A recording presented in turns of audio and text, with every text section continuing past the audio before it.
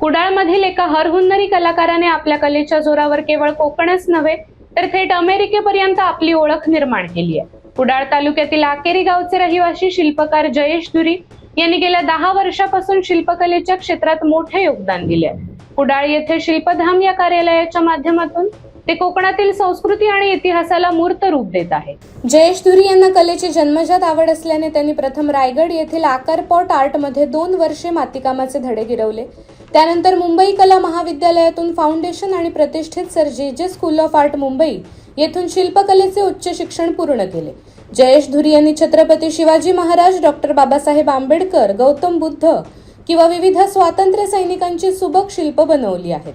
त्यांच्या कलेची दखल घेत महाराष्ट्र शासनाच्या कला संचालनालयाने त्यांना प्राज्य पुरस्कार देऊन गौरवले आहे.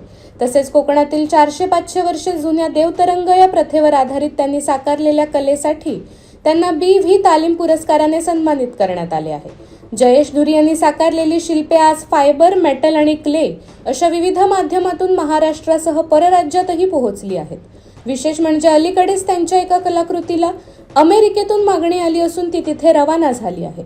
यामुळे सिंधुदुर्ग जिल्ह्याच्या शिरपेचात मानाचा तुरा रोवला गेला आहे. जी सुरुवात ही लहानपणापासून कलेची आवड होती, तिथून त्याची सुरुवात झाली.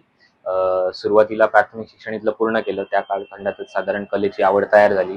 चित्र काढणे, गणेश मूर्ती बनवणे किंवा चित्रकलेच्या स्पर्धा किंवा इतर काही कलेच्या स्पर्धा असतात त्याच्यात भाग घेणे, त्याच्यातनं ती कलेची आवड तयार होत गेली. पण सुरुवातीला आर्ट कॉलेजेस असतात, तिथे जाऊन एखाद्या विषयाचं कलेसंदर्भात शिक्षण असतं हे काही माहिती नव्हतं. म्हणून एक साधारण 12वी नंतर मी एका पॉटरी स्टुडिओमध्ये इंदापूर रायगड येथे आकार पॉट आर्ट आहे तिथे इंटर्नशिप केली 2 वर्षाची.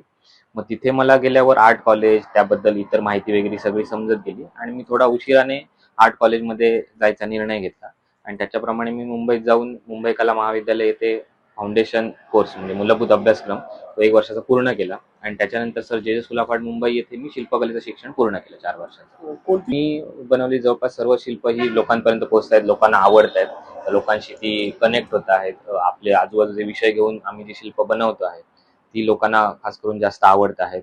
त्या कन्सेप्ट जे आहेत म्हणजे ताडीवाला शिल्प आहे ते जास्त लोकांपर्यंत पोहोचलं. त्याच्यानंतर इथे कोकणातलं विषय घेतलेला देवतरंग म्हणजे जी आपली धार्मिक प्रथा आहे त्या विषयावर जे शिल्प केलेलं ते बऱ्याच ठिकाणी लोकांपर्यंत पोहोचलं. त्या विषयावर इतर माहिती होती किंवा काय जो अभ्यास होता तो त्या शिल्पाच्या माध्यमातून पोहोचला. त्याच्यानंतर कमर्शियल लेवलला आल्यानंतर स्वातंत्र्य सैनिक असतील, महापुरुष असतील त्यांचे जे पुतळे बनवले ते लोकांपर्यंत पोहोचवले.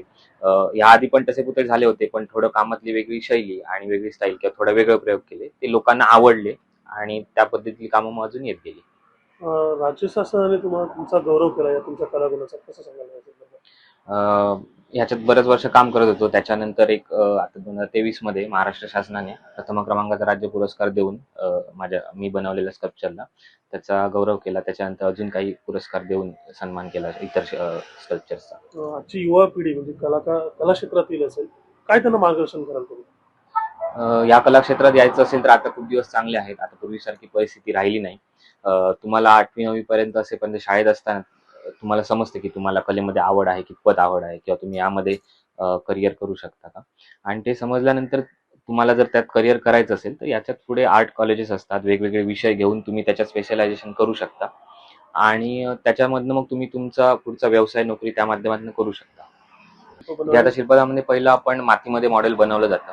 कोणत्याही मीडियामध्ये फायनल काम करायचं असेल तर त्या पहिलं आपण मातीत मॉडेल बनवतो. मॉडेल ते फायनल झालं की त्याच्यानंतर ग्राहकाची जशी मागणी असेल फायबर किंवा पंचधातू म्हणजे ब्रॉन्झ त्या मीडियम मध्ये त्यांना ते कास्टिंग करून आम्ही काम देतो. हे शिल्प आहेत कुठल्या भागात गेली आहेत विशेष करून काय? इथे आता जी शिल्प आहे ती कोकणाबाहेर संपूर्ण महाराष्ट्रात जात आहेत, महाराष्ट्राच्या बाहेर इतर राज्यांमध्ये गेलेली आहे.